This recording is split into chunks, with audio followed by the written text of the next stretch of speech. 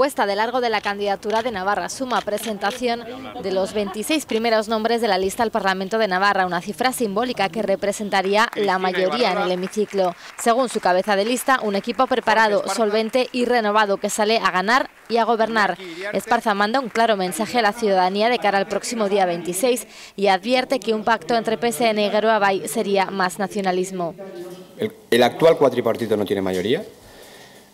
Yo creo que esa es una buena noticia para el futuro de Navarra.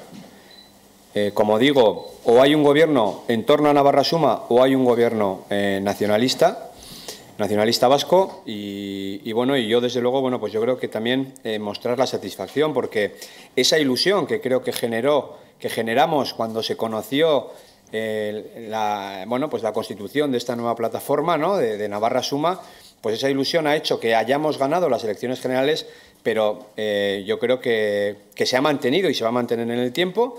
Hoy Navarra Suma ha propuesto un nuevo sistema de becas universitarias que esté abierto a centros públicos y privados de todo el país.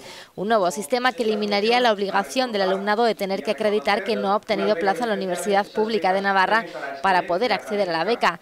Queremos que cada alumno elija en total y absoluta libertad lo que quiere estudiar y dónde quiere estudiar. Se tendrá también en cuenta el nivel de renta de las familias para aportar más recursos a las que más lo necesiten.